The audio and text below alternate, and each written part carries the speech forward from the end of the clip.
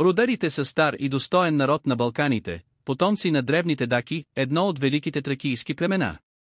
Оцелени през вековете, те запазват своята идентичност, език и дух.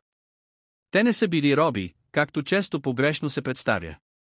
Живели са свободно в планините и горите, близо до земята и природата. От векове се занимавали с земеделие, животновъдство и дърводелство. Познавали добре дървото, от него правили не само лъжици и копанки, а и къщи, инструменти и живот. Когато България имала нужда от своите синове, рударите не стояли на страна. Участвали в освободителната война, сражавали се рамо до рамо с останалите българи. И през Първата, и през Втората световна война те воювали за свободата и бъдещето на страната. Но след Втората световна война животът се променил. Земята вече не давала препитание, а новият строй не предлагал работа. За да оцелеят и да нахранят децата си, мнозина рудари започнали отново от нулата, правили лъжици, корита, дървени съдове.